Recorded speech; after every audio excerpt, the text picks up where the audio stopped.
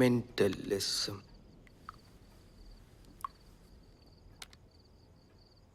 നോക്കി, ഈ John Don ബോസ്കോയെ പോലെ ലോകത്ത് കുറേ ഐറ്റംസ് ഉണ്ട്. മാജിക്, മൈൻഡ് റീഡിങ്, ഹിപ്നോട്ടിസം, ഇതിൻ്റെ ഒരു കോമ്പിനേഷനാണ് ഈ സാധനം. പക്ഷെ അതെങ്ങനെ ചെയ്യാൻ പറ്റുമെന്ന് എനിക്ക് മനസ്സിലാവാത്തത്. അയാളുടെ കൈ തൊട്ടപ്പോൾ എനിക്ക് ഷോക്ക് അടിച്ചടാ. ഞാൻ മുത്തിയപ്പോൾ അച്ഛൻ കൈ മാറ്റിയത് മാജിക്. അതുപോലെ പ്രിയന്റെ ഫോണിന്റെ പാസ്വേഡ് കണ്ടുപിടിച്ചത് മൈൻഡ് റീഡിങ്.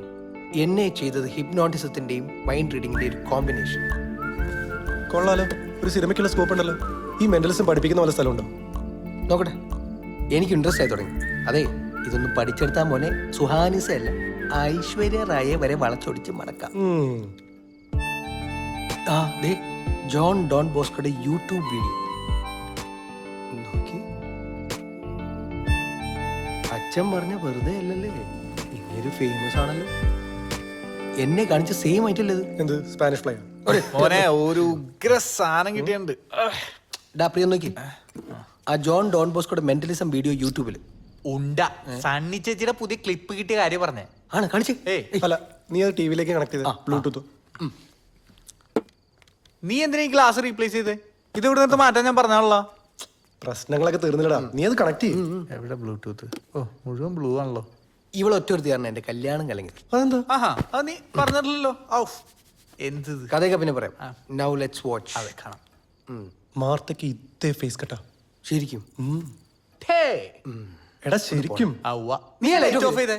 ഒരുമിച്ച് പറഞ്ഞു. ഞങ്ങൾക്ക് ഇതൊക്കെ ഉള്ളൂ.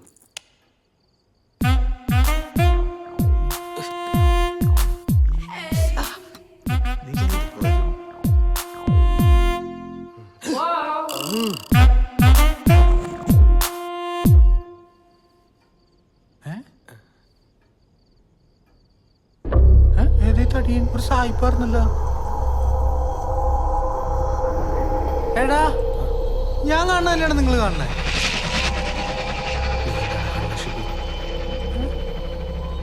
നമ്മളെ തന്നെ കാണണേ. നമ്മളെന്തടേ കാണുന്നേ? ശിവു,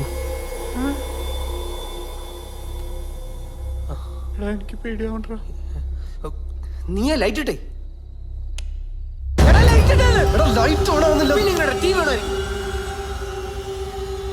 ഒന്നുകൂടെ ട്രൈ നോക്കടാ പ്ലീസ്. എടാ ലൈറ്റ് ഓൺ ആവുന്നില്ലടാ.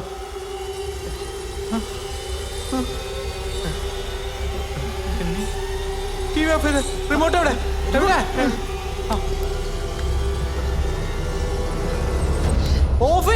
ഓഫ് ആവട്ടെ. ഇങ്ങോട്ട് താകിട്. Remote work.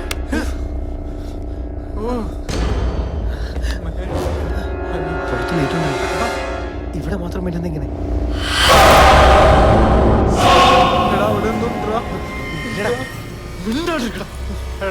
എല്ലായിടത്തും ഉണ്ടോ?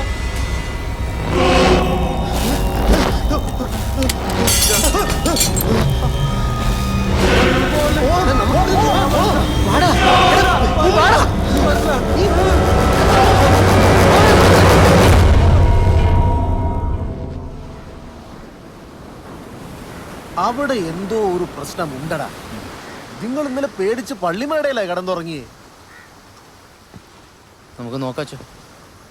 നല്ല പിള്ളേരാ ജോണേ, വലിയ ജോലിയൊക്കെ രാജിവെച്ച് തുടങ്ങിയ ബിസിനസ്സാ. നീ ഈ പ്രശ്നത്തിനൊരു പരിഹാരം ഉണ്ടാക്കി കൊടുക്കണം. അല്ല ചോ, ഇന്നലെ ഉണ്ടായി എന്ന് പറയുന്നത് ഒരു സിമ്പിൾ വോൾട്ടേജ് ഫ്ലക്ച്വേഷനിൽ സംഭവിക്കാവുന്നതേ ഉള്ളൂ. അതുപോലെ ഇപ്പോൾ മിക്ക ടി വിയിലും ഫ്രണ്ട് ക്യാമൊക്കെ ഇല്ലേ, അത് ചിലപ്പോൾ അറിയാതെ ഓണായി കിടന്നതായിരിക്കും. ഇത് അതൊന്നുമല്ല, ഇത് മൾട്ടിപ്പിൾ ആംഗിൾസ് ആയിരുന്നു. മോളിന്നും താഴേന്നും സൈഡിന്നും ഒക്കെ ഞങ്ങൾ ഷൂട്ട് ചെയ്തു. അല്ല, ഈ മെന്റലിസം കൊണ്ട് പ്രേതത്തെ ഒഴിപ്പിക്കാൻ പറ്റുമോ?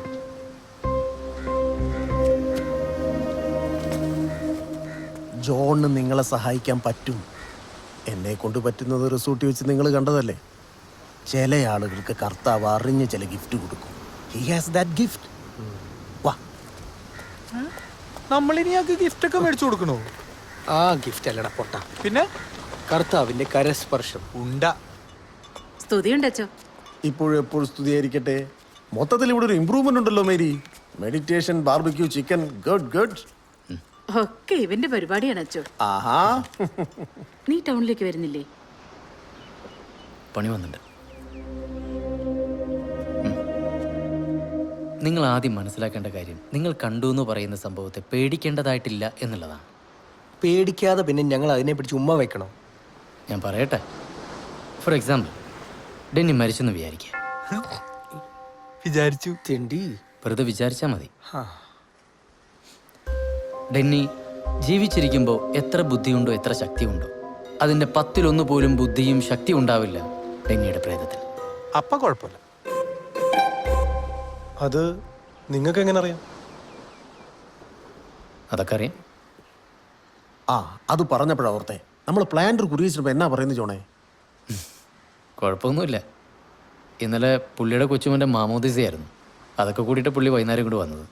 പാപം, ഇനിയുള്ള കാലമെങ്കിൽ അങ്ങേര് സമാധാനമായി നടക്കട്ടെ കർത്താവേ. പിള്ളേരൊന്നും ശരിയല്ല, ഒക്കെ വിറ്റുമുടിപ്പിക്കുന്നു എന്ന പുള്ളിയുടെ പരാതി.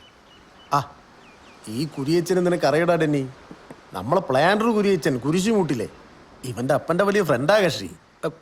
കുരിശുമൂട്ടിലെ കുരിയച്ചൻ നിങ്ങൾ 6 മാസം മുമ്പ് കാർ ആക്സിഡന്റ് മരിച്ചതല്ലേ? അതെ, അൺഎക്സ്പെക്റ്റഡ് ഡെത്ത്. ഒരു വിൽപത്രം പോലും എഴുതി വെക്കാൻ സാധിച്ചില്ല. പിന്നെ ഇവനിടപെട്ട കാര്യങ്ങളൊക്കെ ഒന്ന് നേരെയാക്കിയത്. എങ്ങനെ ശരിയാക്കിയത്? 6 മാസം മുമ്പ് മരിച്ച കുരിയച്ചൻ നിങ്ങൾ എങ്ങനെ ഇന്നലെ പള്ളിയിൽ മാമോദിസ കൂടിയിട്ട് ഇവിടെ നിങ്ങളുടെ അടുത്ത് വന്നു?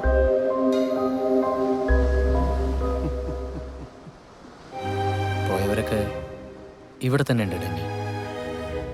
നിങ്ങൾ വെറുതെ മനുഷ്യനെ പേടിപ്പിക്കരുത്. ഞാൻ മൂത്രം ഒഴിച്ചിട്ട് 2 ദിവസമായി. ഇവിടെ ഒഴിക്കരുത് കേട്ടോ. അതല്ലേ ഞാൻ നേരത്തെ പറഞ്ഞത്, ഇതിൽ പേടിക്കേണ്ടതായിട്ടൊന്നുമില്ല എന്നുള്ളത്. നിങ്ങളിപ്പോൾ രാവിലെ എന്താ ചെയ്തത്? പള്ളിയിൽ പോയി പ്രാർത്ഥിച്ചു, ഇപ്പം എന്നെ കാണാൻ വേണ്ടി വന്നു.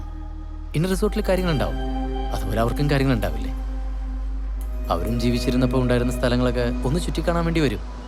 ചിലപ്പോൾ നിങ്ങൾ കണ്ട പോലത്തെ എന്തെങ്കിലും സിഗ്നൽസ് കാണിച്ചെന്നിരിക്കും. അത്രേ ഉള്ളൂ. അത്രേ ഉള്ളൂ എന്ന് എത്ര ഈസി ആയിട്ടാ പറഞ്ഞത്. അപ്പൊ നിങ്ങൾ പറയുന്നത് പ്രേതം രാവിലെ എഴുന്നേറ്റ് കുളിച്ച് പല്ലേച്ച് കല്യാണം കൂടാൻ പോകുന്നാണോ? ആത്മാവ്, പ്രേതം, പിശാച്, അതിനങ്ങനെയൊന്നുമല്ല. ഒരു തോട്ടൊന്ന് വിളിക്കാൻ എനിക്കിഷ്ടം. നമ്മളൊക്കെ പോയാലും ദ തോട്ട് റിമൈൻസ്. നിങ്ങൾ ദൈവത്തിൽ വിശ്വസിക്കുന്നുണ്ടോ? ഉറപ്പായിട്ടും. പിന്നെ ഗുരുവായൂരപ്പൻ. എങ്കിൽ ഇതിലും വിശ്വസിച്ചാൽ മതിയാവും.